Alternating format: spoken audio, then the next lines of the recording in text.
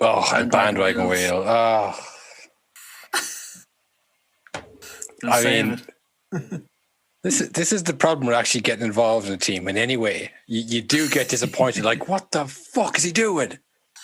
Pull a finger out, Carman. Was it Fenerbahce we beat a few weeks ago? We had a 5-game winning streak and we've just completely imploded. Thrown it away. I don't know why he's playing that. I mean, and because it's the same with Arsenal. It's like the key to staging a comeback is let them get enough far ahead that they think the game is over, but it's not. 3-0 is the perfect amount because they think, oh yeah, they might score 1, maybe 2, but not 3. At 5-0, the game really is over. They're not going to score 5. Yeah, there's no coming back there. You're not lulled into a false sense of security. It's a very real sense of security that exists, and you're 5-0 up and they can't win. You could stop playing for the last 10 minutes and it would still be hard to score 6 goals with all the breaks and stuff. Just to physically get the ball up and down the pitch enough times. But hey, we'll get into the fucking bandwagon wheel later on, won't we? God, pisses me off. No, honestly, that is nonsense. Nonsense. All nonsense. But listen, I've been on that road before. Nonsense. Talking nonsense. Why should we accept somebody talking nonsense? Like, what would Claudia say? Just why are you talking nonsense about us? Why are you talking rubbish?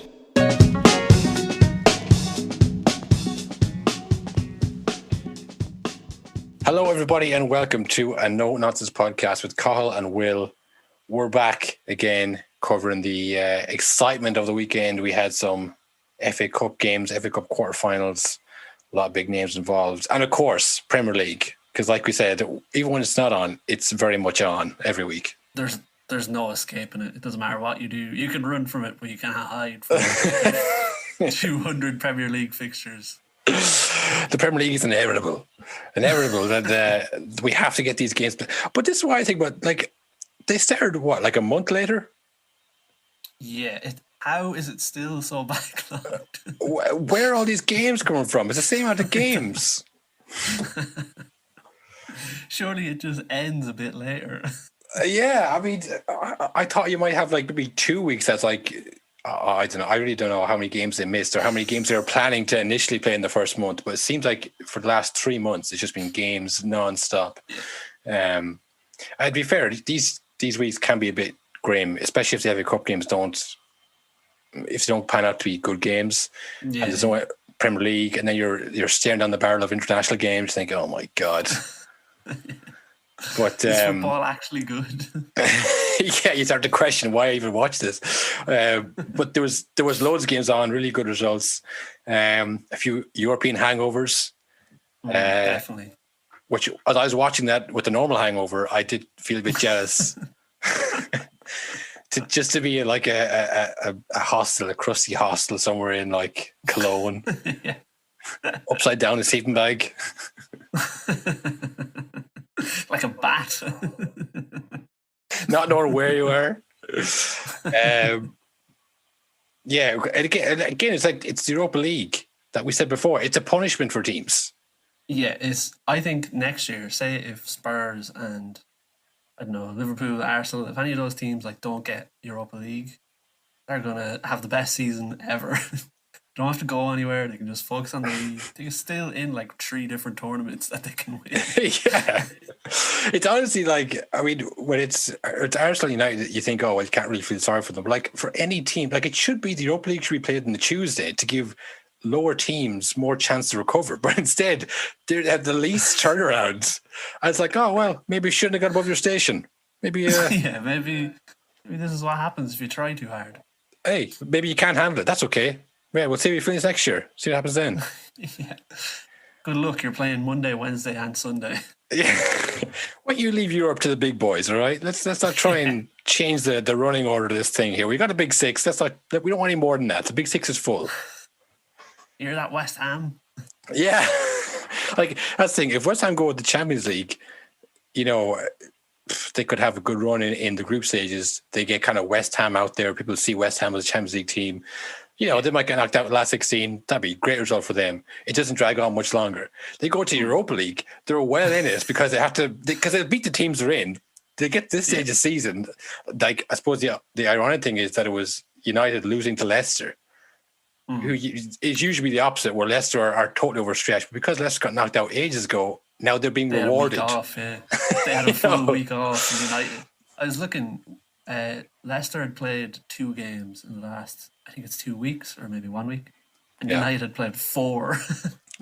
United played Man City, Milan, Milan again. Who was in between that? There was... Yeah, that's the thing. It's why bother? Like, it doesn't. Leicester aren't good. If Leicester don't win the Europa League, that's fine. They're still in the top 4. They should just quit and try and win the FA Cup. Because it is funny because it's players like teams who go, they try and aim for the top 4. They push for it and then they might fall short. You go, oh well, don't worry, you got 5th, which is like, no, Europa League.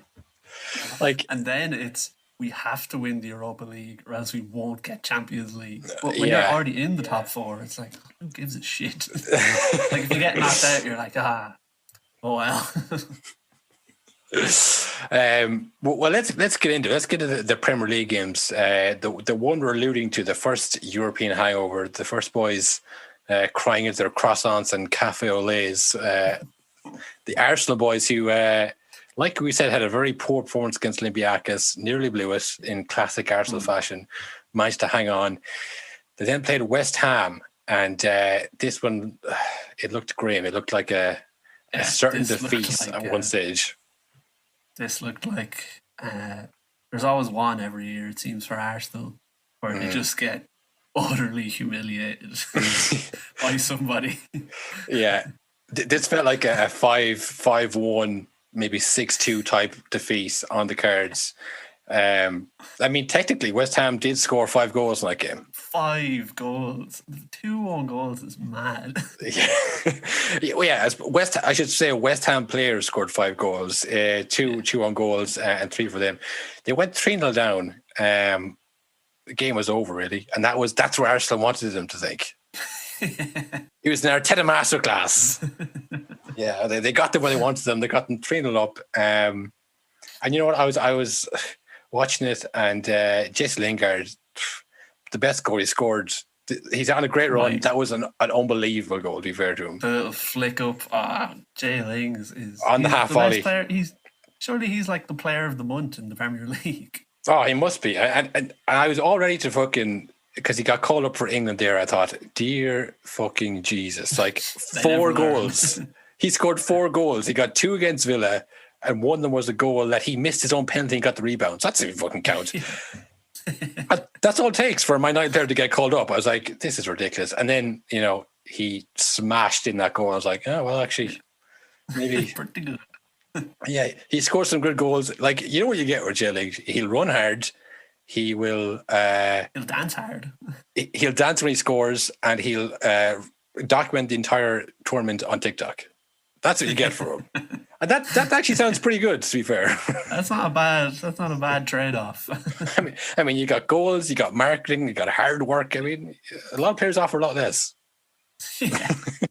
Surely, if you're like a club owner, you want Jay Lings before you want Souček. I mean, it's just, I know I have a personal thing against the dancing, but I don't think it's just me. Like, it's anyone who's not a United fan, I think. Well, this is it. I mean, strike 1, you play for United, so you're already hated. Strike 1 on the hateable list. Yeah. Strike 2, I mean, he has the biggest shit-eating grin on his face whenever he does anything. Like, he really does rub it in without doing anything. And then he does actually rub it in by dancing every time he scores. Yeah. So, like, and not just like a little one, not the same one every time. No. An elaborate, worked on different one every time. You can't believe he's still scoring goals when he's practicing this much dancing. Yeah, he's practiced the dancing. He's so confident he's going to score against you. And then he does. And he's smiling. And then he makes a Vine or a TikTok. It's like, this fucking dude. And like, there's been better players than him that have, like, I think of off the top of my head, Ronaldinho. I mean, he liked to dance. He did like the dance. And then as soon as his form dipped a little bit, there was like, oh, he's not trying anymore. He's hungover in the gym. He's not doing anything. And that was the end of his career, Barcelona. Like, maybe he was kind of on the way out, but like, he would have got another extra year if he had just scored goals and like ran back to halfway and like, all right, lads, get back in the fence. Come on, man. That would have given him another year. But as soon as you like dance and like kind of rub people's faces, people are waiting to chop you down. And this is a Ballon d'Or winner. This isn't Jesse Lingard, who's like a pretty decent player. Like, as soon as his form dropped, he was not playing anymore United. People were like, he's done. Yeah. He's finished. And no one thank God. Thank God you're gone. Yeah, well, he scored that goal and he created the assist. Like, again, like the first one was a half chance. The second one, he created a half chance. Really clever thinking. I was like, he's probably worth his England call up, to be fair to him, because he's playing really well. But then the Sporting West Ham decided to give Arsenal 2 goals back just to make it interesting. I always knew David Moyes was a good guy. He's a good guy, isn't he? It was. You wouldn't expect it from West Ham this season. That was a Tottenham or a Man United thing to do, not a West Ham thing to do. Seems like they're so solid. That's their whole thing. Like, yeah. I mean, the goalie could have done a bit better, but nevertheless, they were well worth their 3-0 up. I think it was half time. It was 3-0, and I was like, oh, this is not going to go well. And then just before half time, maybe Arsenal got one back. Lacazette was going to drive it wide, and Souček just tipped it in. And then 2 more goals to complete the comeback. Lacazette's second time in 2 games that he was rewarded for missing. Remember the penalty shout as well? like Lacazette should have had a hat trick, and that I think is just sums him up. Shoulda, coulda, woulda, didn't. You know what I mean? Like, well, yeah, he probably should have gotten target in the first place. He probably should have got a hat trick, but he didn't. He never does. Like, I mean, and Aubameyang, he has really not gotten over this whole being soaked part. Like, has he been listening to us? What's going on with him? He seems very hurt. He's done. He is mentally checked out from that team. Like, he's so good. He can just like operate at like 70%, but like he's not busting his bollocks this team anymore. I think he's gonna want to leave in the summer. But yeah, that was mad. But you can't help but think the Arsenal, I don't know why they always do this. They always like have a great performance, or they get through something that they should have won, and other teams go, okay, that was a let off. We should come back and really show this next team. No, they think, wow, we're invincible. We can't lose. We're never going to lose again. Remember the Invincibles? Like the next game, you would think, all right, go down 3-0 and come back to make it 3-3 to get a lucky point. The next like 6 games should be like 1-0s. You know what I mean? Like try and keep it tight. You know, do the basics. I guarantee they won't. I guarantee they'll lose the next game 3-2 or 4-0 or something. And just like, what's going on? I'd be worried about them against the Prague team or Slavia Praha in the Europa League, because they kicked the fuck out of Rangers in that game. Arsenal don't respond well to that at all. No. They beat Leicester, they beat Rangers, and now they play Arsenal. So they have the British teams in their sights. Yeah. The other game in the Premier League, there's 4 Premier League games on. It was Spurs Villa. Now look, what can I? We've discussed the characteristics and the virtues that this Spurs team lacks, and their leader, their on-field captain, he's probably the main culprit. Honestly, look, we could have, retrospectively talked about him backing the players in the air and trying to break their neck, and his late tackle and his overall degeneration into a dirty player this season. But we haven't. Nasty man. Yeah, but we haven't done that. We could, because then you go down the rabbit hole of going past every player's past thing. We just said, you know what, leave him off. We don't need to go into it. But this penalty that he won, I've never seen anything like that. He wasn't even on the pitch, was he? The ball had gone out. I mean, Matty Cash. Who did the tackle? Yeah, he was already standing up from the tackle when Kane was going down. poor naive Matty Cash. I don't think he has much Premier League experience in comparison to Harry Kane.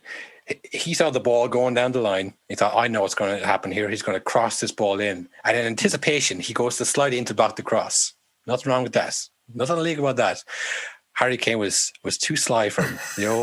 Too quick for him. He stopped. He turned. He looked at Matty Cash and he ran at him. Because when they played the replay, you could see Harry Kane's eyes like drift over to the sliding Matty Cash. And he thought, I know what I'm going to do here. And he steps over the ball to put his foot where he knows Matty Cash is going to slide, and then falls over and holds his leg like he starts. Like, you ran into him. Like, it's you stopped it's what kind you of were doing to get tackled, like to go out of your way to get tackled. Like, he lets the ball roll out to play behind him. Like, he literally leaves the ball behind him to stick his leg in. It's the next kind of evolution of, like, there's an outstretched foot, which shouldn't be, and you kind of kick the foot and then you go down. I don't like that either, but like, at least there's some kind of, that can happen quick enough. Like, so it's easy enough to see it. Or, when you kick the ball past someone with no intention of getting it back, and then you go down. Like, and this is the thing that people say, they all do it. They all, to different extents. This is a whole new level of leaving the ball behind. Because when I was watching the highlights of it afterwards as well, it looks like your stream glitches a bit, because he steps forward past the ball. You go, well, he wouldn't do it on purpose. I mean, I've never seen it, but it's the thing. When it happens first, you think, oh well, it's an obvious one. He slid through him. He was a bad tackle, but that's where VAR falls down, because you see that. But even in VAR, that's a problem as well, where like he didn't really dive. He got taken down in the box, but he went out of his way to get taken down in the box. Like, that shouldn't be a penalty. Technically, yes, he was technically taken down, so it's technically a free and it's a penalty. But like, technically saying, "Oh, she was 18," it's like, it's still wrong, man. Like, what you did. It just because she's technically 18 doesn't make it right. You know what he did wrong.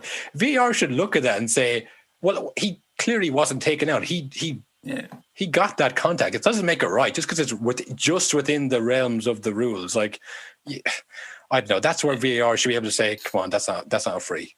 But I mean, this is, like I say, it's a series of things that Harry Kane has just decided, fuck it. I've scored as much goals as I possibly can. I'm going to start hitting lads, take it out in the air, just flat out diving,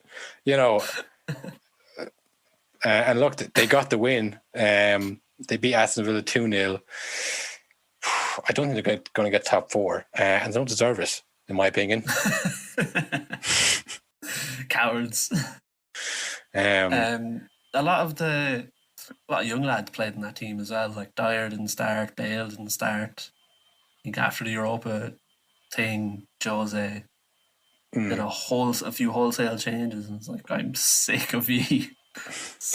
My Poch told me about all of you. Yeah, well, I thought this was going to be your prediction coming to fruition here when you said it's going to be a couple of weeks and then the whole thing is just going to fall apart. And like, when he changed the team, it was like, oh yeah, there we go. They're going to lose here now. No, but they fucking won, and he put it off. Yeah, well, if Harry Kane hadn't cheated, there, I said it. He cheated. Yeah, I think some of the comments afterwards from Mourinho was it made him sad that it took this loss to shake the players. It saddened him, Will. Poor pet. Yeah, I think he was hoping that they would lose so he could throw them on the bus and eventually get out of Spurs. Get his money. Where would he go next, though? That's what I was about to say. He's definitely going to leave. He always does. But like, who would want him now? I mean, he's gone from Real Madrid down to Chelsea, down to Spurs. I mean, Sheffield? I'd love him at Burnley or something, but he's still too good for that, I think. Well, I think he just needs a break from England, to be honest. I think he's probably done with England, to be honest. If I was him, I think I would maybe try Italy again, perhaps. Go to Juve, sure. Yeah, Juve would surely want him. Crack. Although he was at Inter, wasn't he? He might not want to do that. Although he went to United after Chelsea, so and Tottenham. Yeah, so and never yeah, mind. I think he's past that. Yeah, I forgot who I was talking about. I forgot notorious villain Jose. I wouldn't mind it. yeah. I mean, if the money's right, I think he's willing to sign that dotted line, no matter who the club is. That brings us on to the relegation candidates, I think, because they're all playing. The three, there's one of the three I think will go down between Fulham, Brighton, and Newcastle. They're all playing. Fulham played Leeds, a 2-1 win for Leeds against Fulham. Patrick Bamford got a goal and assist in that game. I think Southgate rang him personally after the game to say big whoop. Hey, go fuck yourself, pal. I heard what the no-nonsense boys were saying. Not a chance. And I don't care. Yeah, Jay Links is my man, he said. Big fucking whoop. I could score against Fulham. I don't know if you saw, but a similar story. For whatever reason, Gareth Southgate hates Wan-Bissaka, apparently. Because Wan-Bissaka's got no call-ups. But also, the other day in an interview, he was asked about the fullback situation. And he listed off, I think it was 7 different right-backs, including ones in the Championship, without mentioning Wan-Bissaka. Yeah. He was talking about like lads in the Championship, and he was talking about Villa's right back and like all sorts. Oh yeah, Matty Cash, he's an honest player. Matty Cash, yeah. But yeah, apparently, and now I think Wan-Bissaka, because of that, is going to declare for the Congo, which is where I think his dad's from or something. Yeah. But yeah, I thought that was bizarre. He's good, like he's a really good player. Yeah, I will say they do have a lot of good right backs. Yeah, the whole team is stacked. Which I love, because I forgot to mention the last episode, but when I was watching the BT's coverage, because you know they post these clips afterwards, they posted a clip of themselves talking about how good England were, and I thought, oh, here we go, baby. They never learn. Oh, I was just laughing it up because they're talking about like so. Foden starts, obviously. Oh yeah, of course. Foden. What about Grealish? What about Madison? And they're like, oh, like literally making like orgasm noises over their midfielders. I thought, this sounds familiar. You start Lampard, but what about Gerrard? Oh, what about Aaron Lennon on the left? I do think this team is probably better, but like the history is that they always fuck it up, and they always hype it up too. That's the main thing, is that right before the tournament starts, there's a real air of this is going to be the one. It's happening. And then it goes on a bit and they get out of the group stage, and then it kind of kicks into real full gear. You start hearing the songs and stuff. And then humiliated, lose to Iceland or lose to... and then it's back to, will England ever win anything again with our terrible teams? Whose fault is this? Southgate out. I'll never forget after at the last World Cup when they got to the semi-final, and remember they smashed up IKEA after beating Sweden. Do you remember that? Animals, fucking animals. And then they were like, football's coming home and all this stuff. And then everyone like collectively... When Colombia kicked them off the fucking pitch in the semi-final, they beat the fuck out of them. Oh, was it Croatia though, wasn't it? Croatia. They got through the Colombia game, didn't they? Yeah, They had kicked lumps out of them for 90 minutes. Like, they got the semi-final against Croatia, who were obviously a good team as well, but like, it wasn't like underdogs. They really thought they were going to win that and go to the final, and they were singing football's coming home, and like I said, the world collectively was just rejoicing after being knocked out, and all the England fans were like, whoa, where is this coming from? What is this hatred towards us? And I remember seeing Gary Lineker on Twitter saying, look, we weren't serious, we were joking about the football's coming home thing. Fuck off, man. They were 100% serious. They weren't doing it, we're going to win, or we don't actually think football's coming. If they had won, I mean, everyone would just breathe a sigh of relief that they didn't even get to the final, because, I don't think we could bear England win, especially after Brexit. Imagine if they won the Euros. I mean, it would just be so sickening. And the vaccines and all. No. Too many things. Things are going too well. So the hype machine needs to add a bit more, logs to that fire, because like it really needs to blow up in their face big time. They really have earned it I'm going this to say time. it now. England going to win the World Cup and the Euros. They're going to do the double. Oh fuck no! Yeah, so no call up for St. Patrick Bamford. Look, Patrick, if you're listening, I'm not going to tell you who to play for. I'm just going to ask you one question: do you feel respected? You're gonna stand for that. You're going to stand for this? I mean, you know what they did, Patrick Bamford? They brought up Jay Lings ahead of you. Yeah. We were only joking when we were saying he deserves it. He scored 4 goals. You've scored 14. That's a lot of goals. Come on, Patrick. They can't be serious, Patrick. Come on now. It could be you, Patrick. You'll never beat the Irish. What's that sound? Ole. What's that you're hearing, Patrick? Ole. Just picture Patrick. All he has to do is score 1 goal for us. I mean, he could definitely be the second top scorer. That's for sure. Behind Robbie, of course. Yeah, easily. Ages. I mean, I wonder who's the current top scorer in the team. Like, is there anyone playing? Yeah. Is Shane Long retired? I think he's still playing. Well, it's not him.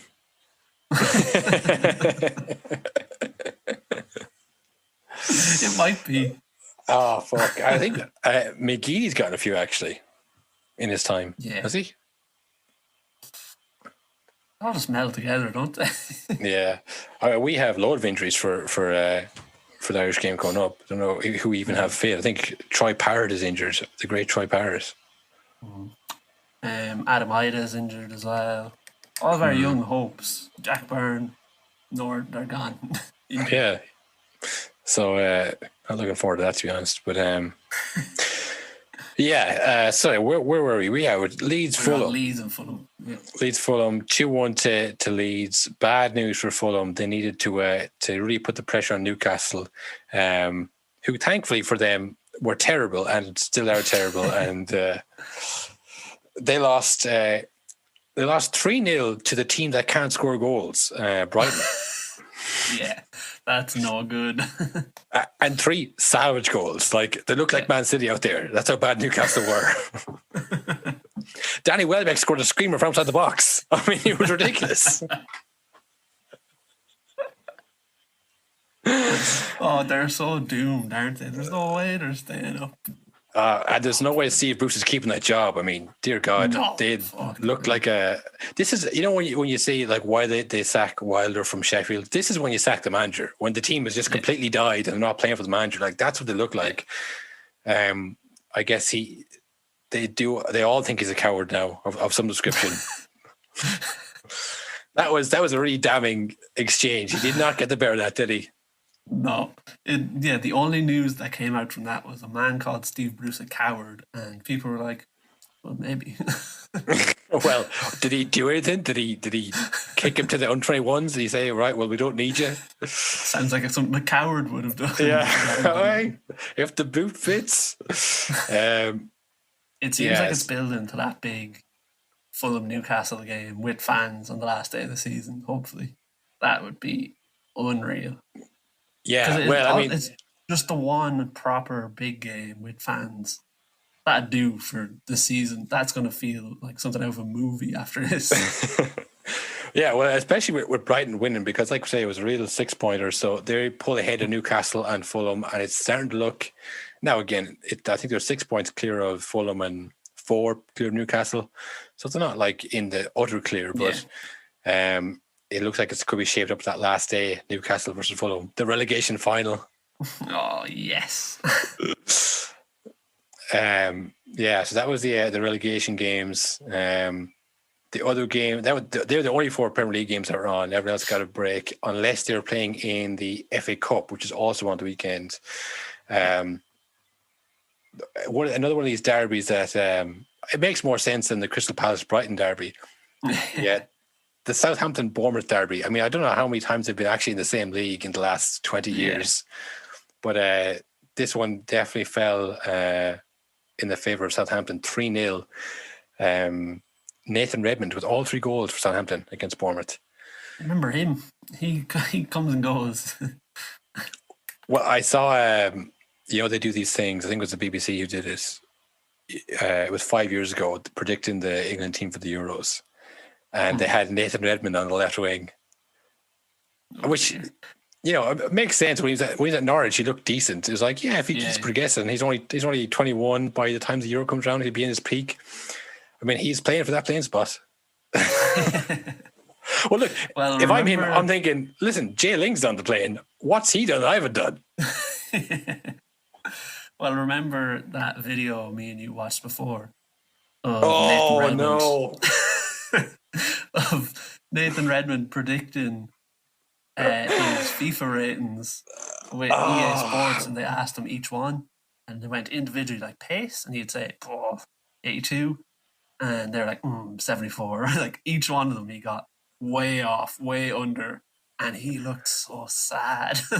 I think it was Baby Elvis from Soccer AM who was doing as well. Like someone else just like, oh, fuck this guy, doing a fucking interview with him. And then he's like, he's not even trying to be mean. He's just telling you what's happening. And you're like, this can't be happening to me. It's a professional footballer. This can't be happening. He's like, he started off with like pace. That's my good thing. A2. Lower and lower. And then by the end, it was like, okay, what about physicality? It's like, oh, well, they've all been pretty low so far. So probably like, I mean, the way this is going, probably like, 56. Yeah, right on. Exactly. That's it. Yeah. And he was like, what? I was trying to go low so that you would go high. Best look at the Euros, Nathan. And then the worst is like they recorded that and then they posted. Like, yep, that'll do. Put them up. If anyone's ever seen that clip, definitely, if it's still online, Nathan might have done a claim against it, gotten it taken down. Yeah, that's one that we actually will post on Twitter or on Instagram, just because that's a great video. It's just so sad. But so I'm happy for Nathan Redmond that everything's turned up Redmond these days. Not like they used to be, but 3-0 to Southampton. They're through to the semi-final. Against the semi-final is good going, isn't it? I mean, for a team that got hammered 9-0, yeah, it is pretty good going. I was laughing because the draw was done at half time. Yeah.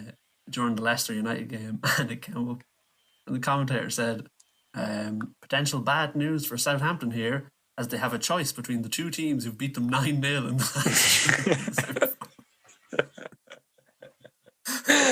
Yeah, I did see that. One of my favorite Twitter pages have they mentioned the 9-0. Yes, they just tweeted the draw with "Oh no."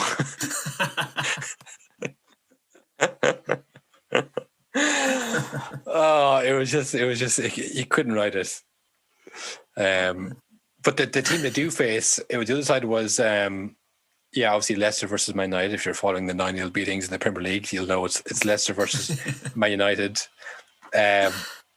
And unlike Arsenal's European hangover, Man United's hangover did not go well. Man United's hangover was being hungover in work, and Arsenal's hangover was being hungover with your family. It's like you can get through being with your family hungover. It's not great. You'd rather you weren't there, but you get through it. Going to work hungover, you're doomed. It's the longest day of your life. You're never going to... A bit of puke here and there. It felt like it was bad. That seemed like United were bollocks. It seemed they could, like, everyone was walking around after about 20 minutes, but it didn't even feel like they were being lazy. It just felt like they had nothing left. It looked like they were, like, literally hungover. Yeah, it looked like they had been partying. Yeah, they were, and like him or love him, Ole Gunnar Solskjaer did say he rested a lot of players. People said that was a ridiculous lineup, but the games they played in the last while have been very intense, and you can't rely on Bruno Fernandes to play every single game at this clip of games that's coming out. So if they had got through, it would have been great. Obviously, they didn't. Leicester were very fresh. They looked really good. That was the best I think I've ever seen Leicester, and they have a good few injuries as well. Like they just, like I said, they looked so fresh and rested. Like the week off really helped them a lot. It seemed. Well, I think I have a theory on this. On Brendan Too excited to get it out. I just started doubting it. I was like, don't say it. Just cut this bit out. Your This is mouth so trying to the- stop your brain. Yeah, like, no, stop him, hold him back. My mouth's trying to stop me saying Brendan Rodgers masterclass.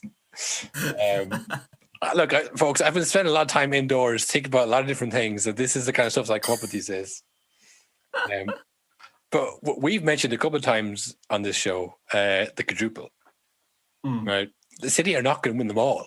They can't possibly. It's not going to happen. It's too many things. So you cast your mind back to when Leicester kind of went out of the Europa League very, very surprisingly. People were like, geez, I thought they were going well. This is before they had any injuries. And it was like, Leicester should win that game against Slavia Prague. Here we go. Time for left. The old Leicester collapse is coming. The Brendan Rodgers effect, the collapse, the imminent collapse where they start well and then peter away. And again, I think Gary Lineker was talking shit about him on Twitter saying, oh, Brendan Rodgers, here we go again, same as last year. It's like, all right. What did you manage? But he was looking ahead. He was looking at the fixture saying City are going to get to the FA Cup final with that draw they have.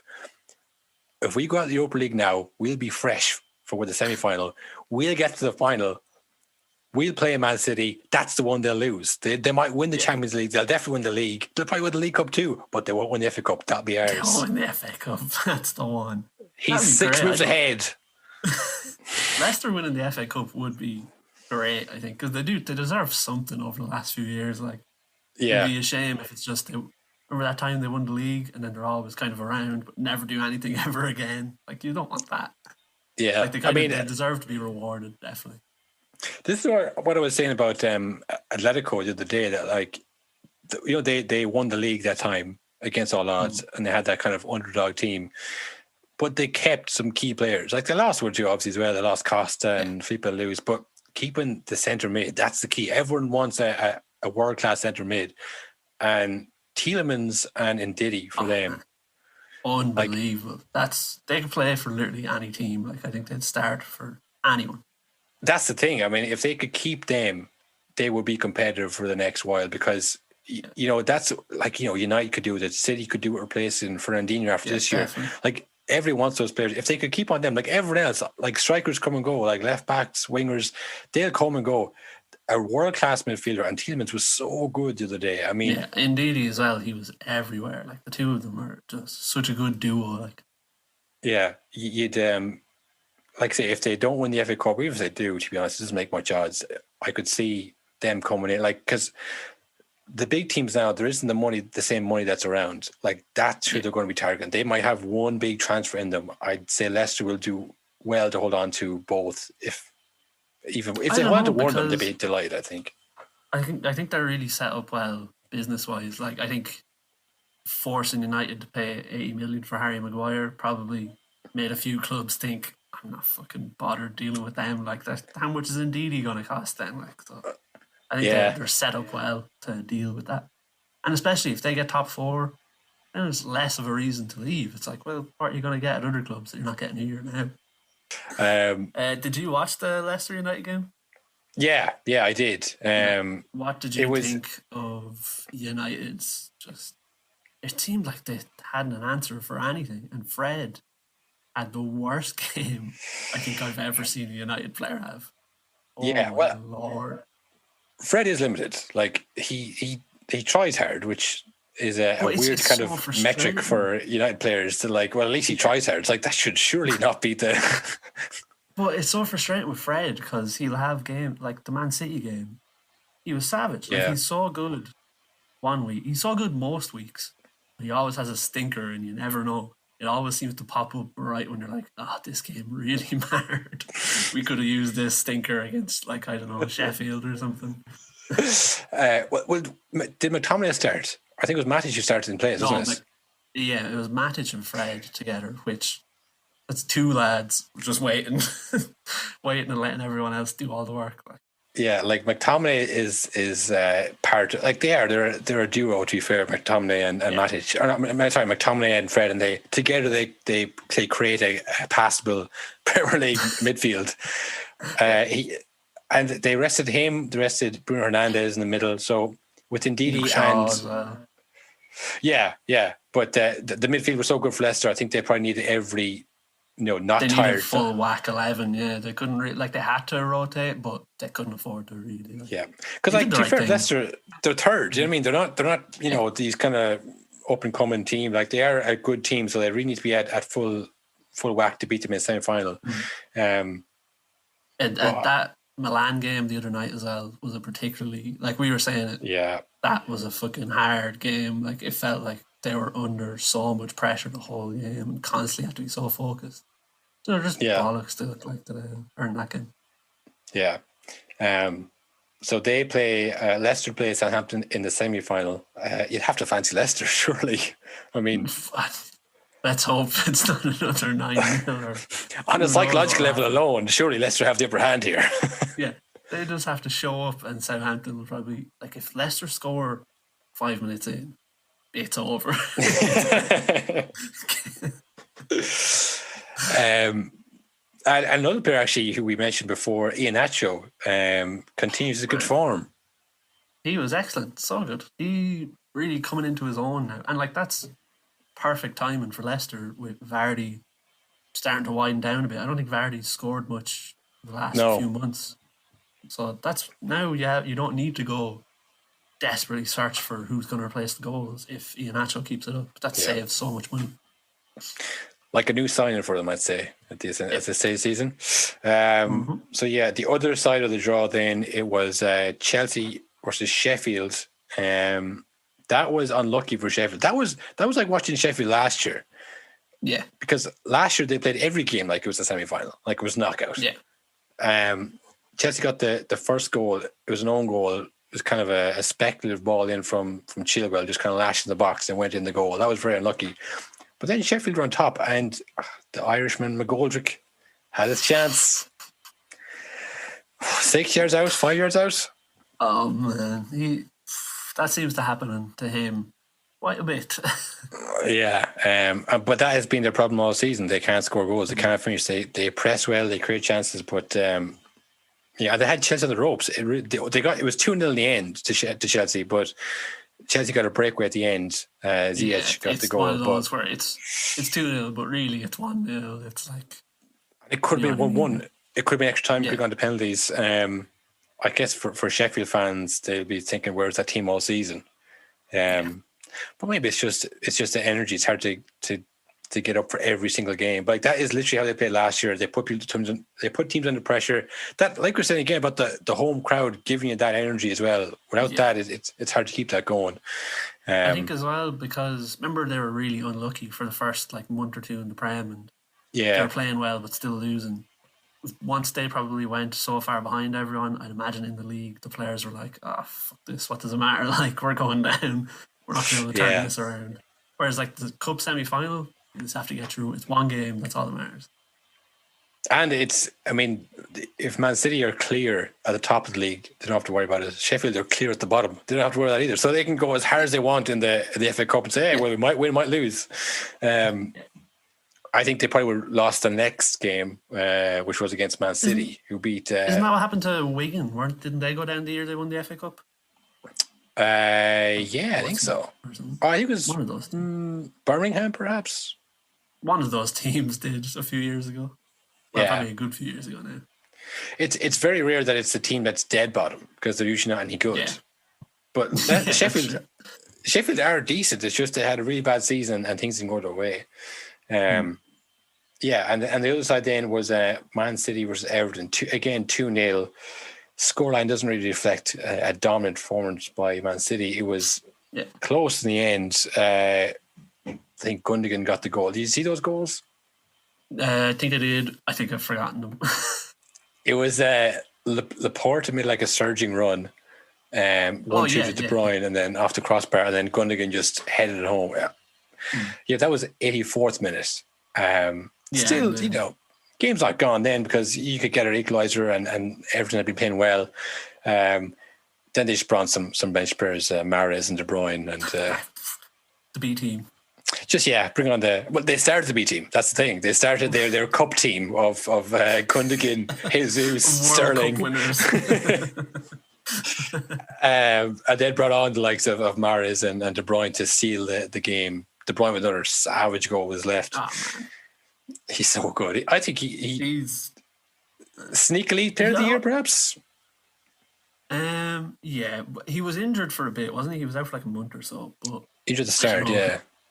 I think, yeah, because I would have said Bruno, but now United are kind of the fizzle out is happening, and then because really that's what it counts towards. It's who was the player of the month in the last few weeks that I remember. That's his player of the year. I mean, like, I can't remember when City were bad this season. It's so far in the past now. I mean, it's like remember when Liverpool were good. When Spurs and Liverpool were fighting for the title. Remember that? Yeah, like it seems like 100 years ago now, just like everything else. But like, honestly, De Bruyne is playing so well in every competition for them, and not usually, but sometimes he wouldn't do well in the Champions League, or he wouldn't kind of do well outside the Premier League. He's been so good all season for them. Well, now not saying the quadruple is on. I was just going to say, are you saying what I think you're saying? Well, I was edging toward. I was dipping my toe in the quadruple water there just to see. Well, look, if they keep playing at this level, Pep's going to write you an angry email. Yeah. Shut up. Yeah, they beat Everton again. That was one for Everton. I mean, obviously they tried to win it, but if they had finished, say, 6th or 7th, won the FA Cup, it would have been a great season for them. Finished above Liverpool, unbelievable season. But it's looking like, well, it is Man City and Chelsea against for one final spot against Leicester and Southampton. It looks like Man City or Chelsea will win that. But who knows? Southampton winning it will be good crack. That'd be a real twist. Winning the final 9-0. I mean, it could happen. If the way you could see Southampton winning is they catch Leicester on the hop, right? Because Leicester think we beat these lads 9-0, they're terrible. We beat them. They don't. They draw 1-1 and then they go to penalties or whatever. Then Chelsea beat, City beat. No, wait. Chelsea. What's going to happen? This is just be total speculation. Chelsea will beat City, right? But then they'll be under pressure in the league trying to get that last top 4 spot. And they'll be too tired. They'll have injuries. And so have to catch Chelsea on the hop then too. City and Chelsea will have Europe and stuff. So, in it by then. Champions League. I don't know when the FA Cup final is, though. I think that might be later. But it's usually the last game, isn't it? Last game of the season. I think so, yeah. So by then they might have had a bit of a rest. Yeah. No, I think the favourites obviously are City, but we all know that's not going to happen because they couldn't possibly win everything. They couldn't possibly, surely not. But to be fair, I think Chelsea have the best squad. Next to City, I think they have the best squad in terms of overall players and talent and ability. They definitely lack something in defence, I think. Like, the defenders are not the great, and the goalie is even Mendy, I think he's probably questionable a bit in comparison with City's players. But next to them, in terms of balancing the Champions League and top 4 and FA Cup, Chelsea and City is probably the real final, I would say. Yeah, I think so as well. I don't know who's going to win because, City always seem to fuck something up at some stage, and they haven't yet. So it's coming, surely. Normally it's the Champions League. I'd love to see Southampton win, but that's probably not going to happen. So then I would love to see Leicester win, failing that. But Chelsea, City, who cares? I mean, the magic of the cup, the 2 richest teams in the final. It's like, well, the 2 billionaire owners, evil owners. It's oil money v oil money. It's like, right, well. That reminds me, I did see an excellent tweet the other day. Do you remember at the start of the season when Newcastle were going to be bought out by Saudis and then it fell through? Yeah. That was funny. Someone had a tweet of how it started versus how it's going. How it started was Mbappe in a half PSG, half Newcastle jersey. How it's going was just Steve Bruce, like his hands on his head. What a turnaround. That was where the Irish fell out of the oil market at one stage. Do you remember that? That was when you could get it and be paid for it because they Yeah. had the storage. Yeah, it was in the negatives. What I buy is in the negatives. Yeah, that was the FA Cup. It was good though, good games. Like they were entertaining games, and the Premier League, like say, trundles on, never to be stopped. There was then that brings an end to the kind of the Premier League frenzy that's been going on. We have international friendlies coming up. No, sorry, Qualifiers. Yes, World Cup qualifiers. Although qualifiers and friendlies, Ireland are playing Qatar at the weekend in a friendly. Oh, the host of the World Cup, we should be honoured. He's a big team. They might fucking beat us too. That's the worst thing. That'd be bad, wouldn't it? Hopefully it's not away. Flying to Qatar. It's a tough place to go. The result. It's going to be a hard World Cup on those players. And also, you may have seen these Zlatan obviously being recalled for Sweden. Did you see his interview? I saw he's as humble as ever. Yeah, I think I have the clip here. I'll play it for you here. I have the clip. Yes. Yes. I did it. I'm a real owner. Turkey, let go. I did it. All right, let's not get too excited. Yes! Give me 10, Norton. Everyone can eat shit. A big bag of shit. I'm the greatest man in the world. Woo! Woo! Strong words. Yeah, I mean, she got loads of press conferences. No, I will say, no, I didn't know you were doing that bit. no. And for a few seconds, I was like, did I watch a different interview? He was really hyped up. Well, it was. He did cry. That's kind of what I was playing on there. He did break down tears when asked what it meant to his family, and then went on to say that Sweden would win the whole thing. So classic. He also said God was back. Yeah. I mentioned this one of the previous podcasts. I got the sense you didn't have much time for Zlatan. Are you bored by the whole Zlatan stuff, Will? Well, you see, he played for Man United, which meant I listened to Zlatan week in, week out after every game. When we finished like 6th or 7th, and he was missing every game, he was fucking skying open goals and stuff. So I don't really have too much time for him anymore. You really see the facade when he's playing for it. I thought he did it right, United, wasn't it? I think he was like top scorer from that year, no? He was top scorer in one of the I think we were one of the lowest scoring teams in the league. I think we were, because like we had De Gea was unbelievable. Oh yeah. We kept clean sheets and stuff. But I think Zlatan, he would always score like the third goal in a game. Do you know what I mean? Like he wouldn't win much. He won the League Cup though. He did drag us to that. But I also saw then this week where I was kind of starting to, be like, he's a good player and all. Did you see his interview after the Milan game where he was asked, what are your opinions on the United team now compared to when you were there? He said, much better team now.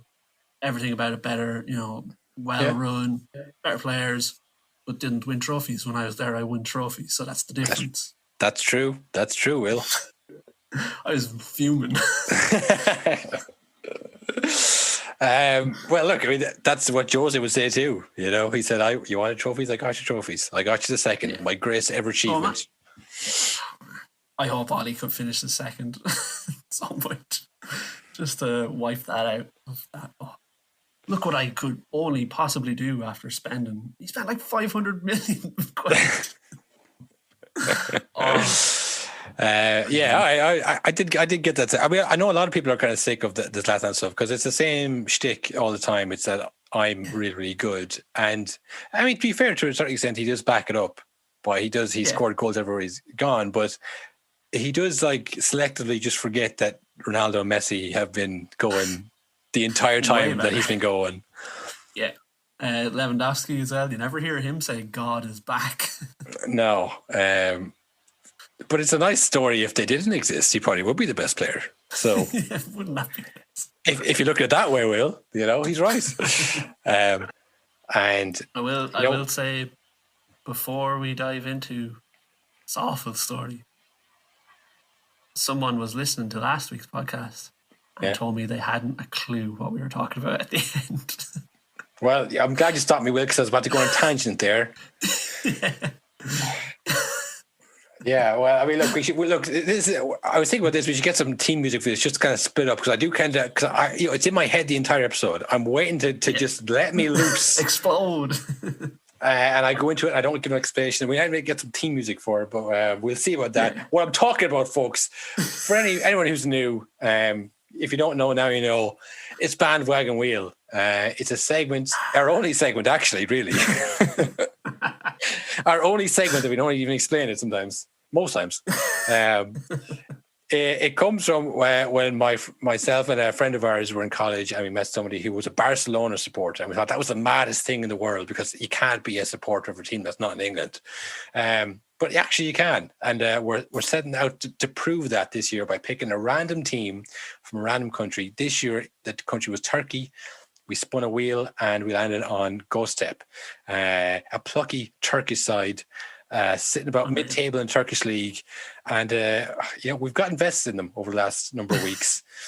To be fair, it was a bad week on the pitch, but it was a week of mixed results, because our favourite player, our leader, our captain, our legend, Halil Akbaner, got his first call up to the Turkish international side. He's banged in, I think, 8 goals and 7 assists this season. A breakout season for him. Delighted for him. But I'm more excited now for the Euros than I think I would be if Ireland were playing in them, because Halil Akbaner is playing. I watch every Turkey game. Oh, absolutely. I mean, if Karaman has anything to do with it, he'll be taken off at half time when we need a goal. Don't start. The last 2 weeks in a row, folks, if you haven't been watching, I'm sure you probably have, but if you haven't been watching, we've been down at half time, and Unal Karaman, our manager, has taken off Halil Akbaner at half time. Our top scorer, our top assist getter, taken him off at half time when we need a goal. This week, it was a grisly scene at the stadium. 4-0 down at half time. Just after the half time, we go 5-0 down. But Halil Akbaner is already taken off the stage. He's taken off at half time. We need to go. Are you going to turn it around with no Halil? And I think we mentioned it at the top of the show. The art of the comeback, it's very subtle. You can't let them get too far ahead, but you also need to lull them into a false sense of security. The Arsenal. Yeah, the Arsenal, the classic Arsenal. We did get 3 goals back. The game ended 5-3. It was a cracking game. But we just left ourselves with too much to do, Will. But Halil's going to guarantee a goal and an assist. And we took him off. Yeah. It would have been 5-5. It would have been 5-5, Carl.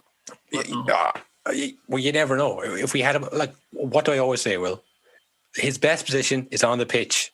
On the pitch. And when he's off the pitch, not good. Bad position. No, when he's on the pitch, we have a chance. And he was on the pitch. And late went at down. night, 2 o'clock in the morning, every night, I get a text from Carl, and it says, "What do I always say about Halil?" I say, "What is it?" And then he says, keep him on the pitch. And most weeks, Carl, it's going to happen. Unal knows to keep him on the pitch, but feels like lately he's just personally spiting me and you. Well, it's his Turkish call up. He's got that stuck in his craw now. He's annoyed. How many caps does Unal have?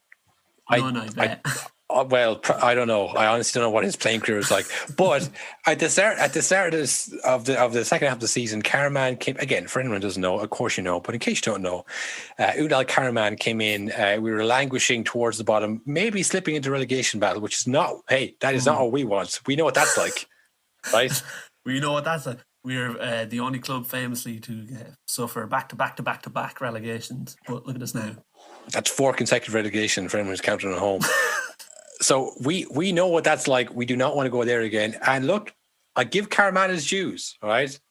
he turned it around and he was getting all the plaudits saying, you know what, Unai Karaman has come in here. He steadied the ship. He's got Halil banging the goals again, which, you know, you can lay as much credit at Halil's turnaround for himself as Unai Karaman. But lately, with the call up for Halil, now all the line mates going to him, and Unai doesn't like it, and he's taken him off half time. You know, to blame Halil Ekbenar for the losses, it's not his fault. The defence is atrocious. I mean, some of the defending last day was just unbelievably bad. Who especially do you think doesn't deserve to be in that defence? Name them out. No, Njai was atrocious. I mean, he's the striker, but I mean, from the set pieces, which is where he conceded three of the goals from set pieces, he just completely lost his man. I mean, look, the defense is not about defenders; it's a team effort, and that comes from where? The manager. That's where it comes from, you know. So I won't go on any more about it because everyone has their own opinion on this. I don't want to ruffle too many feathers on this Goztepe game. Everyone's been talking about Goztepe non-stop all week. We've heard enough. I mean, Turkish Twitter has been in meltdown over this, but I will say we may have tempted fate a little bit last week when we said we look up, not down. We echoed Mourinho's words. They were behind us in the league. They definitely are not now. They're ahead of us on both goal difference and points. I keep saying them because I forget who it was that we played. Couldn't even tell you. Oh, Sivapur. Yeah, they leapfrogged us in the table. They're now in ninth. We're down in 10th, back to mid-table. Look, I think the Europa League dream might be over this year. I think as long as you know what, if the Europa League dream is over, then it's on to the Euros dream. Turkey for the Euros. Yeah. Lifting the cup, shoving it in Karaman's face. That's what I want to see. Well, I just hope that Halil, you know, stays fit for the Euros just for his sake. But I hope he doesn't, you know, get injured at the. I don't know what I'd do if he didn't come back for next season if for injury for playing for Turkey in his first call up. I don't know. Don't know what I do. I don't know what I would do, Will. I'm scared. I'm scared as to what I would do if that happened. That's where I'm genuinely, I don't even want to know what might happen. So yeah, that's where we're at with Goztepe. Not the best week, but we power on. You can't stop us with one defeat. We'll keep going. We'll be back again next week with more Goztepe info, and hopefully the team gets a better result. You couldn't stop us with four leagues worth of defeats. So one defeat not going to stop us. Yeah, small. That's chicken feed to us. One defeat. Come on, we've had worse than that. So yeah, that was bandwagon wheel.